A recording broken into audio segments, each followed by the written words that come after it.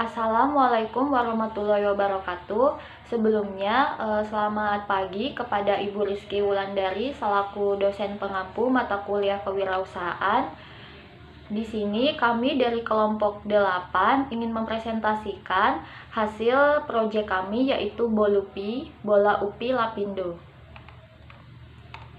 Adapun anggota kelompok dari kelompok 8 yaitu yang pertama Putri Yulia Rizka dengan NIM 122120006, Santiryani Astuti 122120011, Diah Ayu Rahmawati 122120094, Endang Suci Larasati 122120115, dan Limlim Togatorok 122120155.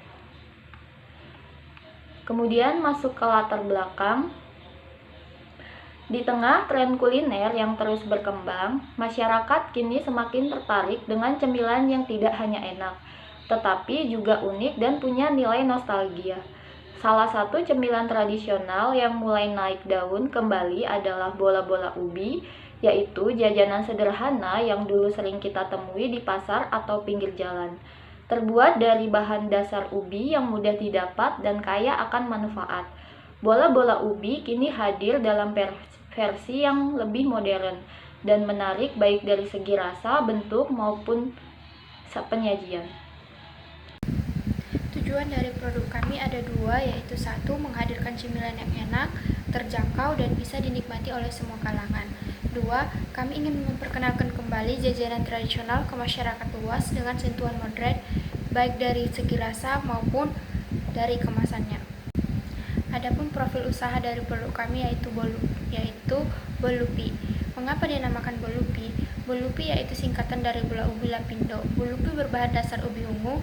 Bolupi adalah cemilan tradisional kekinian yang terbuat dari adonan ubi manis yang dibentuk bulat seperti bola-bola, digoreng hingga bagian luarnya renyah keemasan, sementara bagian dalamnya tetap lembut dan lumer karena diisi dengan berbagai isian menggoda yaitu seperti coklat, tiramisu, dan keju, yang dimana setiap gigitan memberikan sensasi manis legit khas ubi berpadu dengan isian yang meleleh di mulut.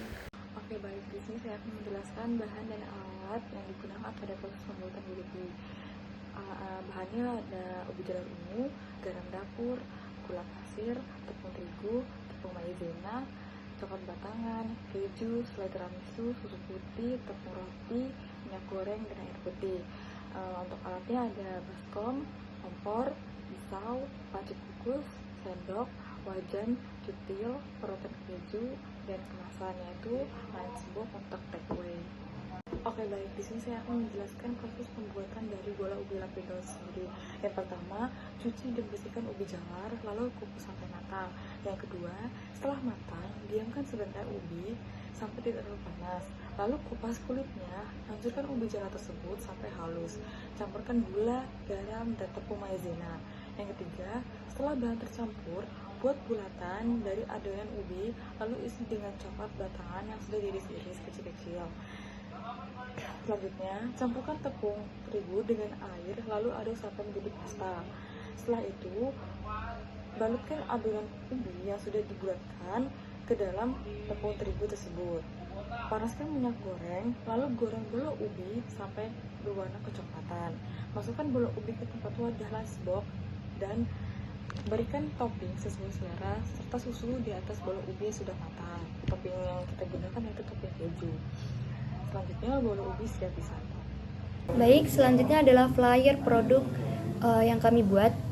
Dalam flyer tersebut kami menampilkan gambar dari hasil produk bola-bola ubi lapindo yang kami buat.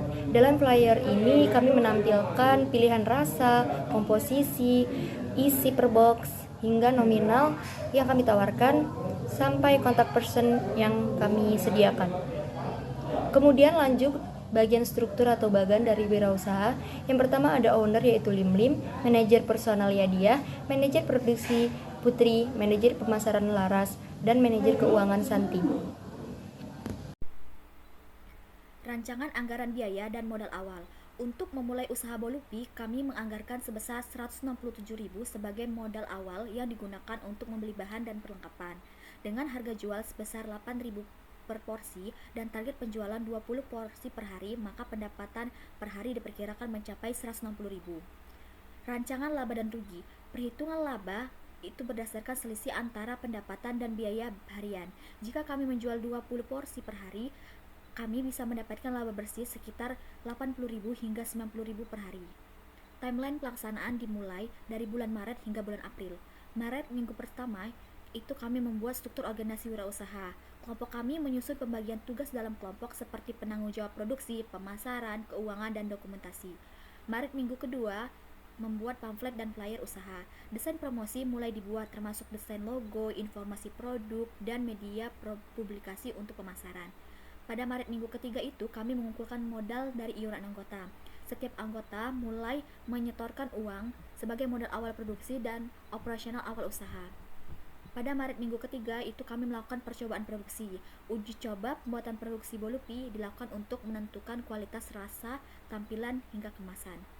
Pada April minggu pertama itu kami melakukan penyebaran pamflet, dan April minggu keempat itu kami mulai produksi dan penjualan.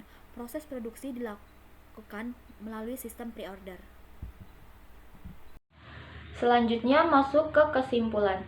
Ide bisnis ini memiliki konsep cemilan bola-bola ubi dengan isian lumer yang menggabungkan keunikan jajanan tradisional dengan sentuhan modern, menciptakan cita rasa yang menarik dan sesuai dengan tren kuliner saat ini. Target pasar utama berupa mahasiswa serta warga yang tinggal di sekitar kampus Institut Teknologi Sumatera, dengan mempertimbangkan gaya hidup praktis dan kebutuhan akan makanan ringan yang lezat namun tetap bergizi. Selanjutnya untuk inovasi yang kami berikan kepada produk kami ini yaitu yang pertama itu kami menambahkan fla. Jadi di dalam bola ubi kan biasanya yang bola ubi itu cuma ada di dalamnya yang lumer, tetapi kami menambahkan fla. Fla itu sebagai saus cocolan, jadi cocok untuk menemani nugas ataupun menemani belajar. Kemudian untuk flanya tersebut juga kami siapkan sebuah wadah kecil seperti wadah saus, dan itu berisi berbagai macam fla, ada yang tiramisu, keju, coklat, maupun kami juga menambahkan rasa lain seperti stroberi, matcha, dan juga ada santan.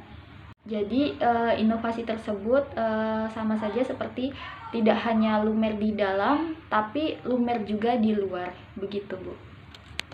Kemudian ini merupakan dokumentasi Kerkom.